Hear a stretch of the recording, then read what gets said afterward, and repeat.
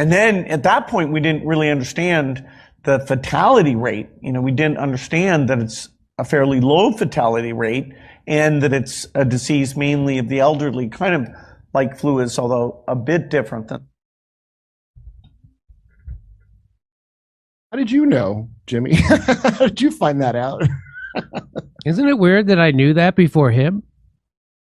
Isn't it weird that I knew that? A pot-smoking comedian in his garage somehow knew that before Bill Gates, Mr. Vaccine. And the experts at the foundation. And the experts at the foundation didn't know it. Isn't that weird that they didn't know it had a low fatality rate? Do you hear what he's saying? And it mostly affects the elderly. And he said it was like the flu. That's what he said. Now, if I said those things, they'd take my channel down on YouTube. And what we should have done was the Barrington Declaration, which was targeted, which was you protect the people who are most vulnerable to COVID, which are the elderly with comorbidities. That's who you try to protect. The average age of death from COVID is over the age of life expectancy. It's higher than that life expectancy. And this is what we ruined everyone's life over.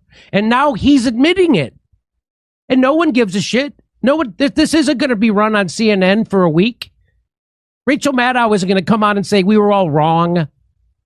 And this person says signs someone's lying, over-exaggeration hand gestures, and face touching. They knew it was a low fatality rate. Oh, you know what? I should have Scott Rouse to analyze this. And this had 658 likes, which is why I thought this was worth sharing. Like, yeah. I'm not a body language expert, but he's lying about something. I suspect part of his motive here is to rebrand himself as reasonable on these issues, a form of triangulation. That's exactly what this fucking guy's doing. That is exactly what he's doing.